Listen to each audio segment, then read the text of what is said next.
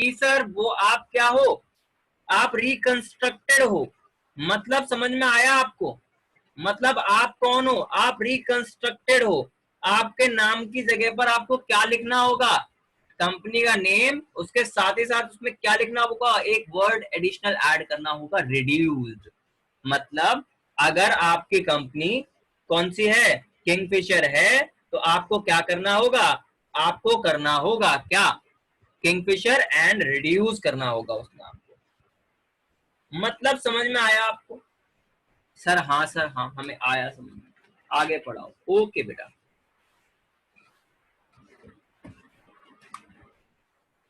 देखो मैं ये कहना चाहता हूं कि मान लो आपकी बैलेंस शीट ये थी,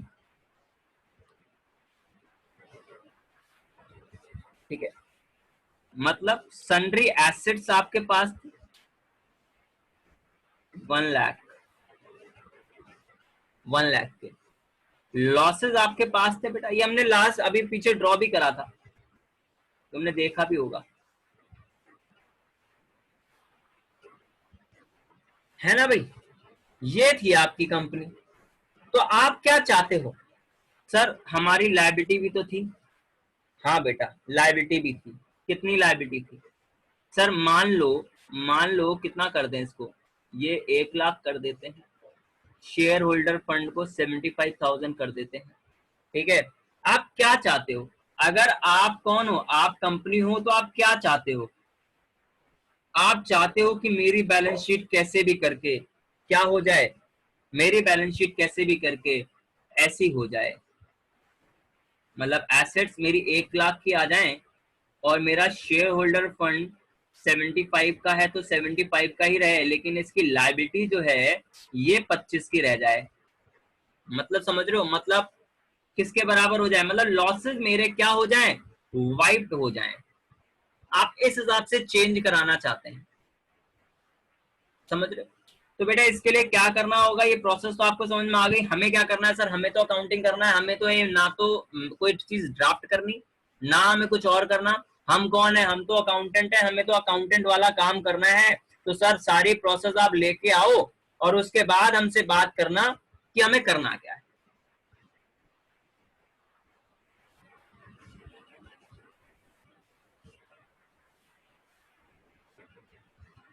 तो अब देखो हमारा काम क्या है, हमारा काम है कि हम जनरल एंट्रीज पास करें, तो हम पास करेंगे बेटा, ठीक है। पहला, अगर लाइबिलिटी में रिडक्शन कर दिए जाए, इस लाइबिलिटी में रिडक्शन करी जाएगी तो इसकी एंट्री क्या होगी, बड़ी इंटरेस्टिंग एंट्री है यार। बच्चा आप लोगों ने इसको पढ़ रखा है, लेकिन आपने पढ़ा था मैं आपको याद कर रहा हूँ, रीवैल्यूएशन नाम से। बिल्कुल वैसा ही होता है, जैसा रीवैल्यूएशन होता है ना, वैसा ही ये रिकंस्ट्रक्शन भी होता है, बस फर्क है थोड़ा सा। फॉर रिकंस्ट्रक्शन, ठीक है, क्या reduction, sorry reconstruction, reduction in liability. अगर आप लायबिलिटी में रिडक्शन करते हो तो क्या होगा? सर तो क्या होगा, बड़ा सिंपल सी बेटा, लायबिलिटी का नेचर आपको पता है ना, मेरे को जनरल एंट्री कराने की जरूरत तो नहीं है, शायद आप बेटा इतने बड़े बच्चे हो गए हो। नहीं सर, हमें एक बार रिवाइज कराओ। ओके, लायबिलिटी बढ़ती है तो क्रेडिट होती है बेटा, घटती है तो डेबिट होती है, बात तो सबको पता होगी। ओके सर, लायबिलिटी घट रही है या बढ़ रही है? सर घट रही है, तो क्या होगा बेटा, डेबिट होगा। लायबिलिटी क्या होगा बेटा, डेबिट होगा। लायबिलिटी अकाउंट क्या होगा बेटा, डेबिट होगा। सर तो क्या क्या चीज क्रेडिट होगी बेटा, मैंने बताया था ना, कहाँ एडजस्ट करना है पैसे को। देखो देखो जरा देखो, पढ़ो, कहता है क्या, पास्ट किसके through, through capital account for adjusting agreed transaction. जो भी ट्रांजेक्शन, एग्रीड ट्रांजेक्शन का मतलब क्या है, जितनी जितने अमाउंट से कम या ज्यादा हुआ है।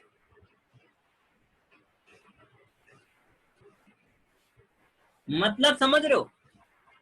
मतलब बात सीधी सीधी ये है कि ये नहीं बोल रहा वो कि कितने का हो गया, कितने से कम हो गया, इसकी बात करनी है आपको। हाँ सर, हमें समझ में आ गया। सर तो एंट्री बताओ। सर हमें तो पूरी एंट्री आ गई। सर हम अब आपको कराएं क्या इसको? मगर नहीं बेटा, ऐसा ना करो। जल्दी बताओ, अब दूसरी एंट्री बताओ, फटाफट से बताओ।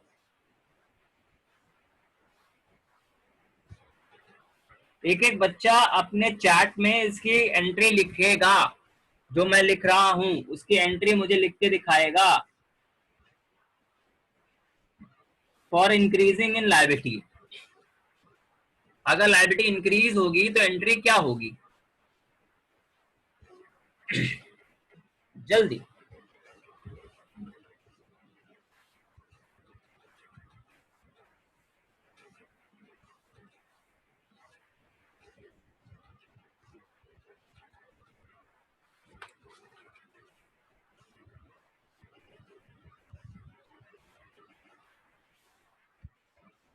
चैट यूज करनी आती है ना आप लोगों को? लायबिलिटी क्रेडिट होगी। साक्षी का मैसेज आ गया मेरे पास कि कह रही है लायबिलिटी क्रेडिट होगी। बहुत सही बेटा। और कोई बच्चा कहना चाहता है कुछ? मतलब सही दिशा में जा रहे हैं हम लोग, है ना? हाँ सर, आप लोग सही, हम लोग सही दिशा में जा रहे हैं। क्या बात कर दी सर। और कोई मैसेज नहीं डाल रहा, इसका मतलब बच्चों को समझ में नहीं आया। बेटा इस ऐप की एक छोटी सी खामी ये है कि ये ना सिर्फ 40 मिनट्स की मीटिंग अलाउ करता है। तो मतलब हमारी क्लास सिर्फ 40 मिनट्स की होगी? नहीं सर, हमारी क्लास 40 मिनट्स की नहीं होगी। ये 40 मिनट बाद ऑटो कट हो जाएगा बेटा, मीटिंग खत्म हो जाएगी। आपको रीज्वाइन करना पड़ेगा सेम आईडी पासवर्ड से। सेम आईडी पासवर्ड से तुरंत से रीज्वाइन करना है आपको। ठीक है, आपके पास अभी 9 मिनट्स बचते हैं। अच्छा, फॉर इंक्रीजिंग इन लायबिलिटी, बेटा अगर इंक्रीज करती है लायबिलिटी में तो लायबिलिटी क्या होगी बेटा? क्रेडिट होगी। लायबिलिटी क्या होगी? क्रेडिट होगी। और डेबिट क्या होगा भैया? अरे सर, आप ही ने तो बताया है अभी कि सारी चीजें एडजस्ट कहां से करनी है? सर कैपिटल रिकंस्ट्रक्शन अकाउंट से। बोलो क्लियर है बातचीत? हाँ सर क्लियर है। अब सर क्या कराना चाहते हो? बेटे मैं इधर अभी और चीजें कराऊंगा। तीसरी एंट्री देखो, फॉर रिडक्शन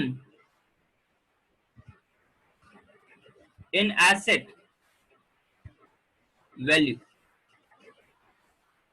एसेट की वैल्यू में अगर रिडक्शन होगी तो क्या होगा? एसेट की वैल्यू में रिडक्शन होगी तो क्या होगा? फटाफट से मुझे लिख के दिखाओ। क्रेडिट होगा, कह रही साक्षी, कह रही है क्रेडिट होगा। सिर्फ साक्षी पढ़ रही है क्या? बाकी बच्चे नहीं पढ़ रहे क्या? या आलस करते हो लिखने का? कौन चैट ऑप्शन खोले, कौन लिखे? अगर आप चैट ऑप्शन खोलना नहीं चाहते तो अपना माइक खोल के बोल दो यार, लेकिन बोलो जरूर बेटा। ठीक है सर। सर देखो, अगर एसेट अगर इंक्रीज होगा तो डेबिट होता है, डिक्रीज होगा तो क्रेडिट होता है। तो एसेट यहाँ पर क्या हो रहा है? रिडक्शन हो रहा है, तो क्रेडिट होगा बेटा। एसेट अगर क्या होगा बेटा? क्रेडिट होगा। तो डेबिट क्या होगा? सर कैसी कैसी बातें कर रहे हो? इससे आसान चीज नहीं मिली आपको बताने को। फोर्थ चीज समझे बेटा,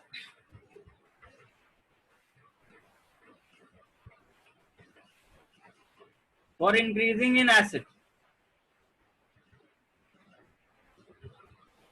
अगर एसेट की वैल्यू इंक्रीज होगी तो क्या होगा? जल्दी से जवाब जवाब जवाब जवाब चाहिए। डेबिट। सिर्फ साक्षी का मैसेज आ रहा है, तुमने साक्षी को ही दिया था, दे रखा है क्या जिम्मा? नीलम का भी आ गया आज तो, वेरी गुड नीलम, शाबाश।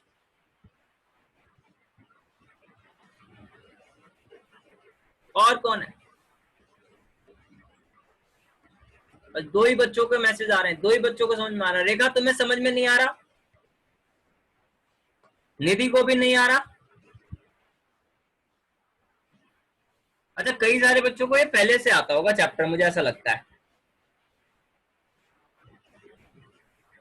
चलो, नहीं दे रहे हो जवाब तो क्या कर सकते हैं, मैं भी नहीं दूंगा तुम लोगों के जवाब।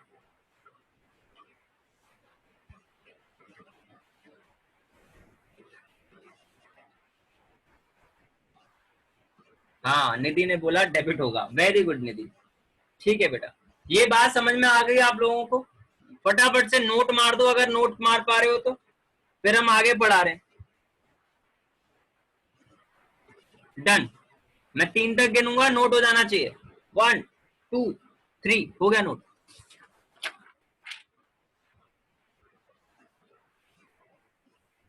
बेहतरीन बेटे बेहतरीन, सही पढ़ाई चल रही है। आओगे, आओ बेटे आओ। 5वीं चीज पढ़ो कि अगर मान लो कोई एक्सपेंस हो जाए, रिकंस्ट्रक्शन बेटा तुम्हारे बस की है क्या? सर रिकंस्ट्रक्शन करने के लिए कौन भेजा जाएगा? एक ऑक्शनर भेजा जाएगा। कहां से भेजा जाएगा? सर वो कोर्ट के द्वारा भेजा जाएगा, ऑक्शनर।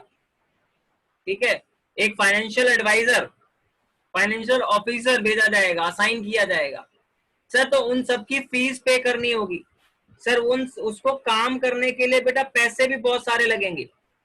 तो अब जब पैसे लगेंगे तो भैया क्या होगा? खर्चा होगा। अब तो ऐसे में ये खर्चे कहां पर जाएंगे, कहां पर डेबिट होंगे, वो वाली बात आती है। मतलब sir payment of expenses of reconstruction. ठीक है जी। तो बेटा एंट्री बड़ी क्लियर सी है, आपको खुद ही पता है बेटा। आपके पास से बैंक कम हुआ होगा, पैसे दिए होंगे ना आपने, और बेटा आपने कैपिटल रिकंस्ट्रक्शन को डेबिट करना है। सर ये कैपिटल रिकंस्ट्रक्शन डेबिट क्यों हुआ? क्योंकि बेटा कैपिटल रिकंस्ट्रक्शन आपका एक नॉमिनल अकाउंट है। तो जब भी खर्चा पे होगा, खर्चा किया जाएगा किसके ऊपर? रिकंस्ट्रक्शन के ऊपर। तो क्या होगा? तो आपको उसको डेबिट करना होगा, रिकंस्ट्रक्शन। डन बेटे। सर तो ये एंट्री है, क्लियर है बेटा ये एंट्री? हाँ जी सर क्लियर है। 6 देखो,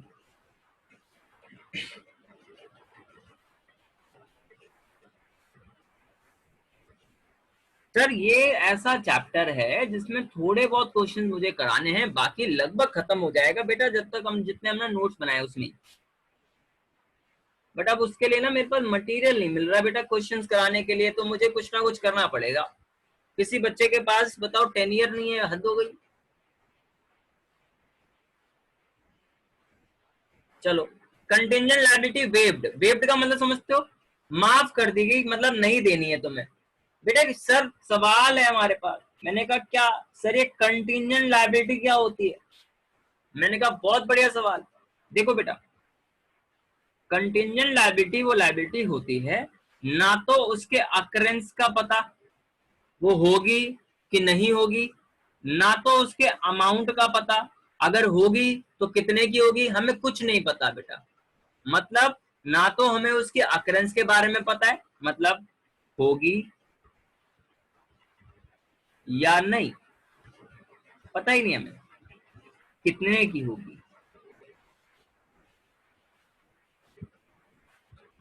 हमें कुछ नहीं पता इन दोनों के बारे में। सर ऐसी कौन सी लायबिलिटी हो सकती है? बेटे मान लो मैं बेटे क्या करता हूं, मैं तुम्हें ट्यूशन पढ़ाता हूं। मान लो मैंने तुम्हारा सिलेबस कवर नहीं किया, ठीक है, मैंने तुमसे फीस पूरे सिलेबस की ले रखी थी, ठीक है बेटा, मैंने तुम्हारा सिलेबस पूरा नहीं किया और तुमने मेरे ऊपर केस कर दिया, तो क्या ये जरूरी है कि तुम उस केस को जीती जाओगे बेटा? नहीं सर ये जरूरी नहीं है। सर हो सकता है कोई दाव पेच करके आप उस केस को खत्म कर दो। हाँ बेटा ऐसा हो सकता है, ठीक है। तो चलो मान लो तुमने केस किया है, ये जरूरी है कि जितना तुमने कॉम्पनसेशन मुझसे मांगा हो उतना ही कॉम्पनसेशन कोर्ट मुझसे बोले कि तुम दो? नहीं सर ऐसा भी नहीं है। तो बेटा ना तो इस लायबिलिटी का अक्रेंस पता, लेकिन मैं बेटा तैयार तो रहूंगा ना। मान लो किसी दिन कोर्ट ने फैसला दे दिया कि तुम्हें इन स्टूडेंट्स को 2 लाख रुपए देने होंगे, तो मेरे पास 2 लाख रुपए होने चाहिए ना बेटा। अगर 2 लाख रुपए नहीं है तो मैं मेरे को कहाँ भेज दिया जाएगा? जेल भेज दिया जाएगा बेटा। तो अगर भाई कोई ऐसी लायबिलिटी, अच्छा ऐसी लायबिलिटीज को कहाँ लिखा जाता है सर? सर ये बैलेंस शीट में नहीं लिखी जाती, बैलेंस शीट में नहीं लिखी जाती ऐसी लायबिलिटीज। जब सर बैलेंस शीट में है ही नहीं और रिकंस्ट्रक्शन हम बैलेंस शीट का कर रहे हैं, और अगर बैलेंस शीट वाला कोई आइटम है नहीं और उसको आप माफ कर रहे हो, तो हम क्या करें भाई, हम तो इसकी कोई एंट्री नहीं करेंगे, साफ बात है भाई। जब बैलेंस शीट में कोई चीज है नहीं, हम रिकंस्ट्रक्शन किसकी कर रहे हैं, बैलेंस शीट की, तो हम एंट्री क्यों करें भाई उस चीज की, साफ सीधी बात है। हाँ सर, हाँ सही कह रहे हो आप। ओके बेटा,